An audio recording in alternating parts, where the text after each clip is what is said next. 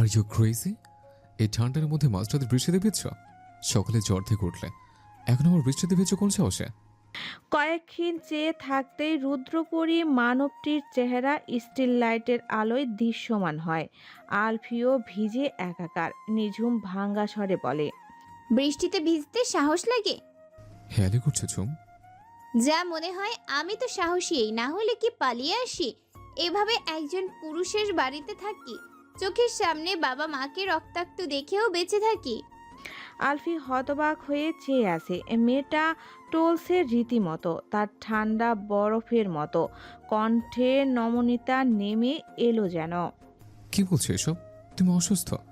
বৃষ্টিতে ভেজে একদমই উচিত হয়নি। চলো ভেতরে।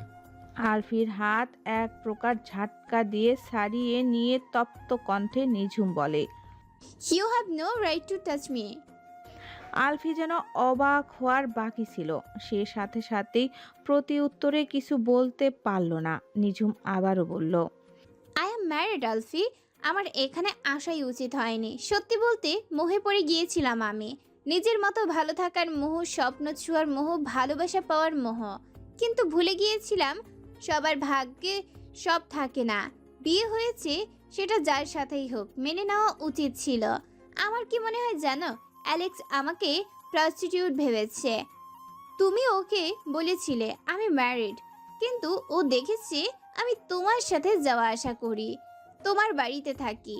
তাই হয়তো আমাকে ওরকম মেয়ে ভেবে আমাকে তুলে নিয়ে গিয়েছিল। আমি যদি জায়ানের সাথে থাকতাম তাহলে কেউ আমাকে এত হীন ভাবতো না। ওর ভয়েই মানুষ আমার দিকে চোখ তুলে তাকাতে পারতো না। বড় আব্বু ঠিকই বলতো, আমি এতটাই অপয়া যে কোনোদিন নিজের জন্যই বিষ হয়ে দাঁড়াবো। কথাগুলো তীরের মতো ক্ষত বিক্ষত করলো আলফিকে। রাগে আলফির কপালের রগগুলো লাফাচ্ছে। নিঝুমকে কিছু বলার মতো কথা সে গোছাতে পারছে না। ফের নিঝুমের হাত ধরতে চাইলে নিঝুম দু পা পিছিয়ে যায়। তৎক্ষণাৎ আলফির রাগের বহিঃপ্রকাশ ঘটল। হ্যাঁচকা টানে নিঝুমকে নিজের বুকের সাথে মিশিয়ে নেয়। নিজের আঙ্গুলের স্পর্শে ওর কপাল থেকে গাল বেয়ে থুতনিতে এনে ঠেকালো। অতঃপর হিসিয়ে বলল, এতক্ষণ যা বললে তা যেন পরবর্তীতে আর না শুনি। এই কথাগুলো যদি আমি অন্য কারো মুখ থেকে শুনতাম তবে তাকে আর রইল অ্যালেক্স, ও ওর শাস্তি পেয়ে গেছে। আলফির চোখ খুলে দেখে নিঝুমের ভয় হতে শুরু করলো। এই শক্ত বাহুডোর থেকে ছাড়া পেতে হাঁসফাঁস করতে লাগলো। আলফি তাতে বাঁকা হেসে বলে, আমি যদি তোমাকে না ছাড়ি তবে আমার থেকে তুমি কখনোই মুক্তি পাবে না।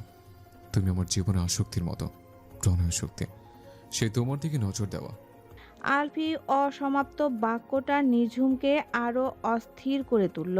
কাপা কাপা স্বরে শুধালো, অ্যালেক্স কোথায়? কি করেছো তুমি ওর সাথে? রিল্যাক্স সুইটহার্ট, তুমি কিছু নিয়ে ভাবতে হবে না। রুমে যাও, ভেজা ড্রেস বদলে মেডিসিন খেয়ে ঘুমাও। তুমি এখনো উইক। এই বলে আলফি নিঝুমকে ছেড়ে দিল। রুমে যেতে ইশারাও করল। নিঝুম পূর্বের ন্যায় অস্থির কণ্ঠে ফের প্রশ্ন ছুড়ল, কি করেছো তুমি আলফি? তোমাকে আমার খুব ভয় করছে। তুমি অ্যালেক্সকে আবার বলো আলফি। শেষের কথাটা আলফির দু বাহু ধরে ঝাঁকিয়ে বলল। আলফি উত্তরে বলল, মারিনি, কমাতে আছে। কোমা? নিঝুমের কণ্ঠে অবিশ্বাসের সুর। আলফি হাই তুলতে তুলতে বারান্দার সাথে রুমে ঠাঁই খুলল। নিঝুমকে রুমে ঠেলে ঢুকিয়ে দিয়ে আবার লাগিয়ে দিতে দিতেই নিঝুম ওর হাত ধরে ব্যঙ্গ কণ্ঠে শুধায়, কোমাতে কিভাবে গেল? সত্যি করে বলো আলফি। অ্যালেক্সকে নিয়ে নিঝুমের এত চিন্তা আলফির বিরক্ত ঠেকছে। সে বলে, আমি পাঠিয়েছি, তাই আছে। কেন মায়া হচ্ছে? ও বলেছিল তোমরা নাকি রিলেশনশিপে আছো। নিঝুম হতবাক হয়ে চেয়ে রইল। নিঝুমের এই নিস্তব্ধতার সুযোগে আলফি আজ প্রথমবার নিঝুমের সজ্ঞানে নিঝুমের গালে নিজের ওষ্ঠ স্পর্শ করল। অতকৃত কাণ্ডে নিঝুম আলফিকে ধাক্কা দিয়ে সরিয়ে দিল, কিন্তু আলফি হাসছে আর বলছে, your mind sweetheart, just mind. তারপর আর দাঁড়ালো না, চলে গেল সেখান থেকে, কিন্তু রেখে গেল হকচকিত নিঝুমকে। ঝড় বৃষ্টি স্নান রাতের প্রহর শেষ হলেও নিঝুমের মনে ঘোর মেঘ জমেছে। গতকাল রাতে আলফির ব্যবহার তার মনে ভিতর সঞ্চার করছে, তাই সকালের নাস্তার জন্য তাকে ডাকা হলেও সে রুম থেকে বের হচ্ছে না। নাস্তার টেবিলে বসে আলফি নিঝুমের অপেক্ষা করছে, কিন্তু বারবার ডাকা হলেও সাড়া না পেয়ে নিজে উঠে যায় ডাকতে। দরজায় টকা দিয়ে ডাকে, ভেতর থেকে নিঝুম জবাব দেয়, আমার খিদে নেই, ইউনিভার্সিটিতেও যাব না, তাই পরে খাবো। আলফি আরেকবার ডাকতে গিয়েও থেমে গেল।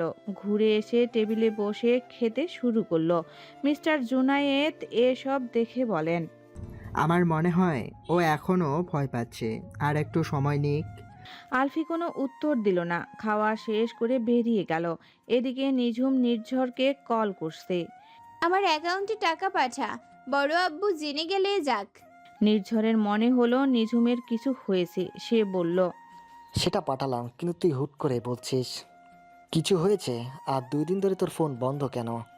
নিঝুম এখানকার ঘটনা বলে নির্ঝর ও ওর বড় আম্মুকে চিন্তায় ফেলতে চাইল না, তাই বলল, ফোনে একটু প্রবলেম হয়েছিল, আমার আনা টাকাও খুব সামান্য আছে। তাছাড়া আমি রিয়েলাইজ করলাম আলফি আমাকে অনেক হেল্প করেছে। তোকে তো সেদিন বললাম যে আমি আসলে এতদিন যাবৎ আলফির বাড়িতেই থাকছি। আলফির বাবা মাও আমাকে খুব ভালোবাসেন, কিন্তু আমার কাছে এখানে এতদিন থাকাটা ভালো দেখাচ্ছে না। আমি একটু আগে আমার এক ইন্ডিয়ান ফ্রেন্ড প্রিয়াকে মেসেজ করেছি, ও যেন আমার জন্য একটা থাকার জায়গা খুঁজে। নির্ঝর হতাশ নিঃশ্বাস ছেড়ে বলে, আমি আগে বলেছিলাম একটা প্রাপ্ত বয়স্ক পুরুষের বাসায় একা থাকাটা ভালো দেখায় না, কিন্তু তার বাবা মা আছে বলে থাকা যায়।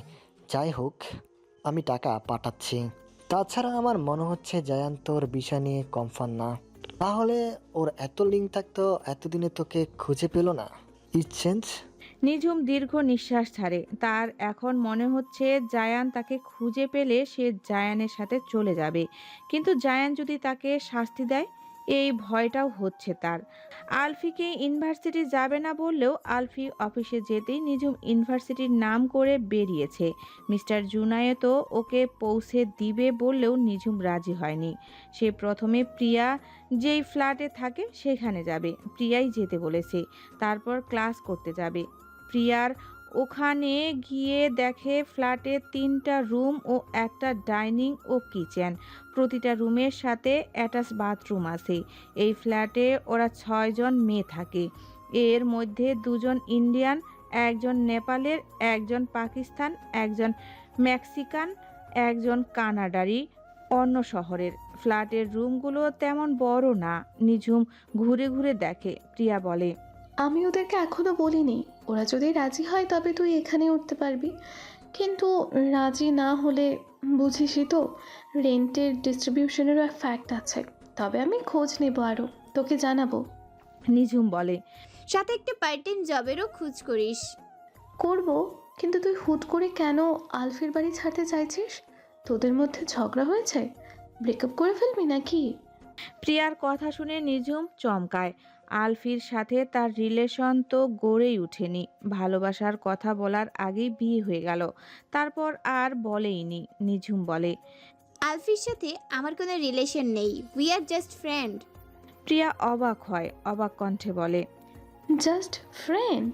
আমি তো ভাবলাম ও তোর বয়ফ্রেন্ড, কত কেয়ার করে তোর। তুই তো বলেছিলি ওর মা বাবাও তোকে অনেক আদর করে। কিন্তু আমাদের বন্ধুত্বটা প্রেমের সম্পর্কে যাওয়ার আগেই। থামে নিঝুম। প্রিয়াকে সে বিয়ের ব্যাপারে কিছু বলেনি, এমনকি মোনা ও ননাকেও না। নিঝুমকে চুপ করে যেতে দেখে প্রিয়া শুধায়, কি হলো, থেমে গেলি কেন? প্রেম হয়নি কেন? আমি আসলে ম্যারিড, বিয়েটা আমাকে জোরপূর্বক দেওয়া হয়েছে, আমি রাজি ছিলাম না। বড় আব্বু তার ব্যবসার লাভের জন্য আমাকে তার এক বিজনেস পার্টনারের সাথে বিয়ে দিয়ে দিয়েছেন।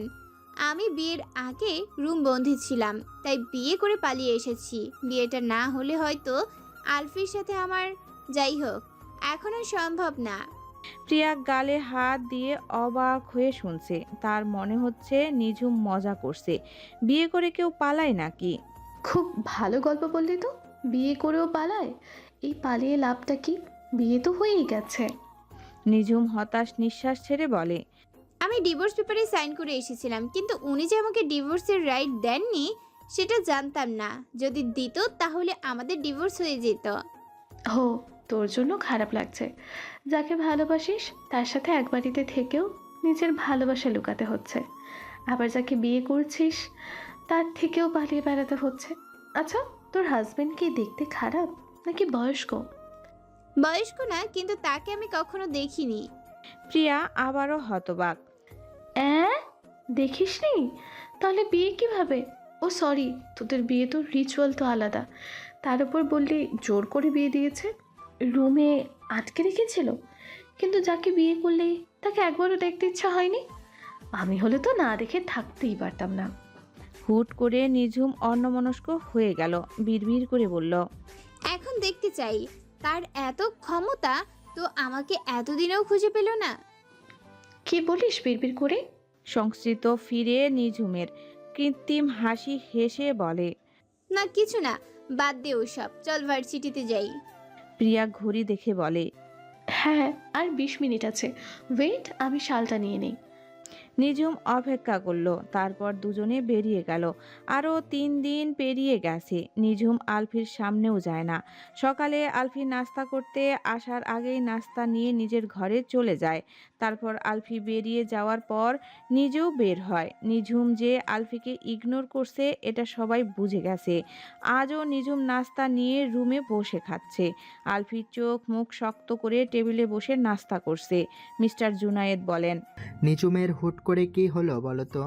তোমাকে একদম এড়িয়ে চলছে। ও ওর মন মর্জির মালিক, বাদ দাও ড্যাড। মিস্টার জুনায়েদ ছেলের মুখের ভাব দেখে ব্যথিত হলেন। আলফি নাস্তা শেষ করে উঠার সময় তিনি বললেন, আমাদের তো 3 দিন পর চলে যাওয়ার কথা। আমিও তোমার মা চাইছি আরও কিছুদিন থাকি। নো ড্যাড, তোমাদের যেদিন যাওয়ার কথা সেদিনে যাবে। কিন্তু নিঝুম তো তোমাকে ইগনোর করে চলছে। এই জন্যই আমি চাইছি তোমরা আরও না থাকো, তাহলে ও আমাকে ইগনোর করতে পারবে না। বলেই আলফি বেরিয়ে যায়। রুমের দরজার কাছে দাঁড়িয়ে নিঝুম সবটাই শুনল। সেও ভেবে রেখেছে যেদিন আলফির বাবা মা চলে যাবে সেদিনই সে প্রিয়াদের ফ্ল্যাটে গিয়ে উঠবে। প্রিয়ার মেক্সিকান রুমমেট রাজি না হলেও নেপালি ও পাকিস্তানি মেয়েটা রাজি হয়েছে নিঝুমকে নিজেদের রুমে রাখতে। তারপর মাস শেষ হলে প্রিয়া ওর জন্য অন্য কোথাও থাকার ব্যবস্থা করবে। নিঝুম ফোঁস করে নিঃশ্বাস ছাড়ে। সেদিন আলফির ওই আচমকা ব্যবহার ও কাজ তাকে আলফির সাথে এক বাড়িতে থাকার সাহস দিচ্ছে না। তার উপর প্রিয়া নোনা ও মোনাকে নিয়ে হসপিটালে অ্যালেক্সকে দেখতে গিয়েছিল। সত্যি অ্যালেক্স কোমাতে। হসপিটালের কর্তৃপক্ষ বলেছে সিসিটিভির ফুটেজ ডিলিট করা, তাই তারা ধরতে পারছে না। আলফি নাকি অ্যালেক্সের সমস্ত চিকিৎসার খরচ দিচ্ছে। নিঝুম বুঝতে পারছে না আলফি নিজেই অ্যালেক্সের এই অবস্থা করে আবার নিজেই খরচ দিচ্ছে। ক্যামেলিয়ার কোম্পানির সাথে হওয়া বিজনেস ডিল আজ শেষ হয়েছে। দুই কোম্পানি সৌজন্যতার একসাথে নিজেদের ডিল সম্পূর্ণ হওয়ায় মিটিং রুমে জড়ো হয়েছে। সব ধরনের ফর্মাল কাজ শেষে আলফি ও ক্যামেলিয়া হাত মেলায়, একে অপরকে অভিধাবন জানায়। ক্যামেলিয়া আলফিকে বলে, I hope in future we will do more deals together. আলফি দুর্বোধ্য হাসল। ক্যামেলিয়া আরও বলল, Let's celebrate this achievement. Of course, but not today. Okay, then this holiday. Okay. Camellia আলফির দিকে একটু ঝুঁকে ফিসফিস করে বলে, I have a very special surprise for you. আলফি বাঁকা হেসে বলে, And I have to. ক্যামেলিয়ার মনে রং বেরঙের ফুল ফুটছে। জায়ান তাকে সারপ্রাইজ দিবে। তাহলে কি জায়ানের মনে সে জায়গা করে নিতে পেরেছে? আর তর্স হয়েছে না তার। হুট করে সে জায়ানকে জড়িয়ে ধরে। জায়ানি আলফি। ক্যামেলিয়া ওর আলফি নামটা জানে না বলে। আকস্মিক কাণ্ডে আলফি চমকায় না, কিন্তু খুব সাবধানে ক্যামেলিয়াকে নিজের থেকে সরিয়ে মিটিং রুমে উপস্থিত মানুষদের দিকে ইশারা করে। তাতে ক্যামেলিয়া লজ্জা পেয়ে লাজুক ভঙ্গিতে সবার দিকে তাকায়। হলিডে আজ মিস্টার জুনায়েদ ও মিসেস আর্লিন আজ নিউ ইয়র্কে ফিরে যাবে। 3 সপ্তাহ এখানে থেকেছেন ওনারা। নিঝুম ওনাদের বিদায় বেলায় খুব আবেগপ্রবল হয়ে পড়েছে। মিসেস আর্নিও নিঝুমকে ছাড়তেও চাইছিল না। মিসেস আর্লিন বলেন, I will miss you, dear. Me too aunty. Mister Junayed নিঝুমের মাথায় হাত দিয়ে বলেন, তোমার সেমিস্টার শেষ হলে নিউ ইয়র্কে গিয়ে বেরিয়ে এসো। তখন তো তুষারে ঢাকা থাকবে সব। 4 জন একসাথে বারবিকিউ অ্যান্ড চায়ের আড্ডা দিব। ওখানে আমাদের নেইবার বাঙালিরা মিলে পার্টিও করি। নিঝুম কৃত্রিম হেসে সায় দিল। তারপর ওনারা বিদায় নিয়ে বের হলো। আলফি ওনাদের এয়ারপোর্ট পর্যন্ত এগিয়ে দিবে, তারপর ছোট্ট একটা কাজ সেরে আসবে। সবাই চলে যেতে নিঝুম নিজের ব্যাগপত্র গোছাতে শুরু করলো। প্রিয়াকে সে বলে রেখেছে আজকে ওদের ফ্ল্যাটে আসবে। সব গোছগাছ করতে একটু সময় লেগে গেছে। তারপর নিজেও রেডি হয়ে বারান্দায় গিয়ে বাইরের পেছনের ও পাশের গাছগুলো দেখতে যায়। নভেম্বরের শেষ অর্ধ ও শীতের কাছাকাছি হয়, বেশ কনকনে ঠান্ডা পড়ছে। আবহাওয়া অধিদপ্তর বলেছে এই সপ্তাহে তুষার পড়ার সম্ভাবনা আছে। তখন গাছগুলোতে এই শরৎকালের বনলির সৌন্দর্য দেখা যাবে না। বিশাল জিঙ্কো গাছটার নিচে গিয়ে দাঁড়ালো। পাশেই 2-3টা ম্যাপল গাছ ও আপেল গাছ। এখানে আসার আগে হাতে করে নিজের ডায়েরিটা নিয়ে এসেছে। শুকনো 2টো জিঙ্কো পাতা ও ম্যাপল পাতা তুলে নিয়ে ডায়েরিতে রেখে তারিখ সহ লাগানোর জন্য কস্টেপও নিয়ে এসেছে। যেদিন প্রথম এখানে এসেছিল প্রায় 1.5 মাস আগে, সেদিন ফ্রেশ 2টো জিঙ্কো ও ম্যাপল পাতা ডায়েরিতে লাগিয়ে তারিখ সহ লিখেছিল। জীবনের নতুন অধ্যায়ের সূচনা, নতুনভাবে স্বপ্ন পূরণের পথযাত্রা। আর আজ লিখলো, আজকেই আলফির বাড়িতে আমার শেষ দিন। মন ও মস্তিষ্কের সাথে ক্রমাগত যুদ্ধ করে মনকে মস্তিষ্কের পথে নিয়ে এসেছি। মন তো আবেগী, সারা জীবন মনকে প্রাধান্য দিয়ে এই প্রথম মনের বিরুদ্ধেই মনকে বুঝিয়ে ফেলেছি। আসলেই পেতে হবে কেন? আমারটা নয়, আমি আমার মনেই দাফন করলাম। ভালো থাকুক সে। আমাকেও নিজের গন্তব্যে এগুতে হবে। গন্তব্য তো সেই অপ্রিয় মানুষটা, যাকে আমি দেখিনি। অদূর ভবিষ্যৎ আমার জন্য কি অপেক্ষা করছে তাও অজানা। এই অজানাই আমার হৃদয়ে হিয়ার শঙ্কার দামাম বাজাচ্ছে। কিন্তু নিঝুম স্ট্রং, ছোট থেকেই স্ট্রং। খুব প্রতিকূলতা ডেঙ্গিয়ে আলো ঠিক খুঁজে নিবে। জীবনে তো সে আলোর অন্বেষণে বেঁচে আছে। শীতল শিশির জমা ঘাসের উপর বসে লেখাগুলো ডায়েরির পাতায় লিখে বুক ভরে শ্বাস নিল। চারিপাশে আরও একবার চোখ বুলালো, অতপর উঠে দাঁড়ালো। প্রকৃতিতে সন্ধ্যা নেমে গেছে। মাগরিবের আজানটা পরেই আলফি এলেই বেরিয়ে যাবে। অনলাইনে ক্যাবও বুক করে ফেলেছে ইতিমধ্যে। নামাজ পড়ে উঠতেই বাহির থেকে গাড়ির হর্নের আওয়াজ আসে। আলফি এসেছে। মানসিকভাবে নিজেকে প্রস্তুত করে নিল। তারপর নিজের নীলরঙা বড় লাগেজটা টেনে বাইরের সদর দরজার কাছে এসে দাঁড়ালো। আলফি গাড়ি পার্ক করে দরজা খুলে বাড়ির ভেতরে ঢুকতেই নিঝুমকে দেখে। হাতে বড় লাগেজটা ধরে তৈরি হয়ে দাঁড়িয়েছে মেয়েটা। আলফি ভ্রু কুঁচকালো, অতপর শুধালো, কি ব্যাপার, লাগেজ নিয়ে এখানে দাঁড়িয়েছো কেন? নিঝুম নিজেকে শক্ত করে জিভ দিয়ে ঠোঁট ভিজিয়ে বলে, আমি চলে যাচ্ছি আলফি। নিঝুমের মুখ থেকে এই কথাটা শুনে আলফির কপালে যেন আরও কুঁচকে গেল। সে দরজা লাগিয়ে কিছুটা এগিয়ে সন্ধিহান কণ্ঠে ফের শুধায়, চলে যাচ্ছ মানে? চলে যাচ্ছি মানে আমি তোমার বাড়ি ছেড়ে চলে যাচ্ছি। আমি আমার ফ্রেন্ডের ফ্ল্যাটে উঠব। রিজন? আলফির চোখে মুখে হুট করে ক্রূরতা ফুটে উঠল। নিঝুম মৃদু স্বরে জবাব দিল, আমার মনকে বুঝিয়ে ফেলেছি। আমি তোমার সাথে একা এক বাড়িতে আমি থাকতে পারবো না। ডিসিশনটা আমার আরো আগেই নিতে হতো, কিন্তু মনের কাছে বাধা ছিলাম। সেই বাঁধন আমি মুক্ত করে চলে যাচ্ছি। কথাটা শুনে আলফি 1 পা 2 পা করে নিঝুমের দিকে আগাচ্ছে, চোখ মুখে চাপা রাগের আভাস। নিঝুম এতক্ষণ নিজেকে শক্ত করে রাখলেও এখন তার ভয় হচ্ছে। সেদিন রাতের আলফির সাথে এখন তার দিকে এগিয়ে আসা আলফির বড্ড মিল। এই আলফির সাথে একা এক বাড়িতে সে থাকতে পারবে না। নিঝুম ভীতু পদে পেছাতেই ডাইনিংয়ের চেয়ারের সাথে বাড়ি খাওয়ার আগেই আলফি ওর কোমর চেপে ধরে ফেলে। তারপর নিঝুমের কপালে জড়ো হওয়া চুলগুলো কানের পাশে গুজে দিয়ে নিজের তর্জনী আঙ্গুলে ওর কপাল থেকে গাল বেয়ে থুতনিতে ঠেকিয়ে বলে, বাঁধন, তুমি একা মুক্ত করতে চাইলে কি হবে? এর এক পাশ তো আমার দখলে। আলফির কথা ও কাজে আরো ভড়কে উঠে নিঝুম তোতলানো স্বরে প্রশ্ন ছুড়ে। মানে? মানে বুঝতে পারছো না? অসহায় চোখে তাকায় নিঝুম। আলফি উদ্ভ্রান্তের ন্যায় হেসে বলে, বুঝতে হলে তোমাকে আমার সাথে এক জায়গায় যেতে হবে। যাবে? নিঝুম মাথা দুদিকে হেলিয়ে না করে অস্বস্তির সাথে আলফিকে ধাক্কা দিয়ে সরানোর চেষ্টা করতে করতে বলে, ক্যাব চলে আসবে, প্লিজ আলফি, আমাকে যেতে দাও, ছাড়ো আমাকে। চট করে আলফি ওকে ছেড়ে দিল। তারপর 2 পা পিছিয়ে বলল, আলফি তোমাকে যেতে দিতে পারে এক শর্তে। তুমি এখন আমার সাথে এক জায়গায় যেতে হবে।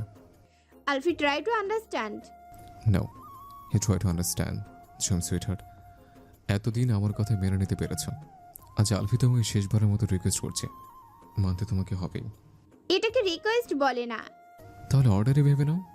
বলেই সে আবারও এগুলো নিঝুমের দিকে। নিঝুম পেছাতে গিয়ে চেয়ারের সাথে পিঠ বাড়ি খায়। আলফির হাব ভাবে বোঝা যাচ্ছে আলফি নিজের কথা না মানিয়ে তাকে যেতে দেবে না। অগত্যা রাজি হলো। ক্যাব ড্রাইভারও ইতিমধ্যে চলে এসেছে। নিঝুমের ফোনে কল এলে আলফি খপ করে ফোনটা নিয়ে নিজে কথা বলে। ক্যাব ড্রাইভারকে ডাবল টাকা দিয়ে ফিরে যেতে বলে। এরপর নিঝুমের লাগেজ সহ নিঝুমকে নিয়ে গাড়িতে ওঠে। নিঝুম ভীত ও সন্ধিয়ান হয়ে দেখছে আলফি এখন নিঝুমকে নিয়ে নাইট ক্লাবে, যেখানে Camellia business deal achievement party throw করেছে, সেখানে যাচ্ছে। আজ নিঝুম জানবে তার পরিচয়, তার অধিকারবোধ। সন্ধ্যায় মিস্টার নয়ন বাড়িতে এসে নির্ঝরকে গলা ছেড়ে ডাকলেন। নির্ঝর সবেই অফিস থেকে ফিরেছে, শার্ট প্যান্ট বদলে রেস্ট করছিল। তখনই বাবার ডাকে নিচে নামে। মিস্টার নয়ন চোখ মুখে ক্রোধিত ভাব। নির্ঝর ড্রয়িং রুমে গিয়ে দাঁড়ালে মিস্টার নয়ন বলে, তুমি কানাডায় কাকে টাকা পাঠিয়েছো, তাও এত বড় অ্যামাউন্ট? তুমি জানো না ব্যবসা এমনিতেই মন্দা অবস্থা? নির্ঝর ডোন্ট কেয়ার ভাবে বলল, যার টাকা তাকে। কাকে? কেন, তুমি জানো না? আমি তো ভেবেছিলাম তুমি বুঝে গেছো এতক্ষণে। নিজুম? হ্যাঁ, আর এই টাকা তো ওরই তো। চাচ্চুর বান্ধবন ওর রিসোর্টের সব টাকা তো তোমার কাছে আসে। 20 বছর হলে ওই কটেজ আর রিসোর্ট এটা রিজুমের হবে, তাহলে ওর টাকা ও নিতে পারবে না। তুমি কিন্তু মিস্টার নয়নকে কথার মাঝে থামিয়ে নির্ঝর আবার বলে, প্লিজ বাবা, এসব নিয়ে তকড়ে যেও না। সামনের বছরে ওর 20 বছর হবে, তারপর ওর সাথে বুঝে নিও। এই বলে নির্ঝর চলে যায়। রয়ে যায় হতভম্ব নয়ন চৌধুরী। গাড়ি এসে একটা নাইট ক্লাবের সামনে থামলো। নিঝুম গাড়ির জানালা দিয়ে দেখলো জায়গাটা। হঠাৎ আলফি তাকে এখানে কেন এনেছে সেটাই বুঝতে পারছে না। ভীষণ ভয় করছে তার। কোনো খারাপ উদ্দেশ্য আনেনি তো? কিন্তু আলফিকে সে একটু হলেও বিশ্বাস করে। গাড়ি পার করে আলফি গাড়ি থেকে নামলো। তারপর নিঝুমের সাইডের দরজা খুলে নামতে বলল। গাড়ি থেকে নেমে দুজনে নাইট ক্লাবে প্রবেশ করে। নাইট ক্লাবের ভেতরটা কিছুটা অন্ধকার ও বিভিন্ন রঙের আলো জ্বলছে। নিঝুম শক্ত করে আলফির হাত চেপে ধরে বলে, তুমি আমাকে এখানে কেন নিয়ে এসেছো? জানতে পারবে। ওরা এগিয়ে একটা সোফায় বসলো। তখন শাহরিয়ার সেখানে আসলো, বলল, স্যার, সব অ্যারেঞ্জমেন্ট ডান। ওকে, একটা লেমন সোডা ও একটা রেড ওয়াইন অর্ডার করো। তারপর শাহরিয়ার ওয়েটারকে ডেকে অর্ডার দিয়ে পাশের সোফায় বসলো। নিঝুম আশেপাশে চোখ বুলিয়ে দেখছে। মেয়েদের প্রায় সবার পরনে হাঁটুর উপরে কাঁধ খোলা ড্রেস, যদিও এটা ওদের সংস্কৃতির নর্মাল। কিছুক্ষণ পরেই লক্ষ্য করলো একটা রেড ঝিকিমিকি রং কাঁধ খোলা গাউন পরিহিত মেয়ে হাতে শ্যাম্পেনের গ্লাস নিয়ে হাসি মুখে তাদের সামনে এসে দাঁড়িয়েছে। আলফি মেয়েটাকে দেখে উঠে দাঁড়ালো।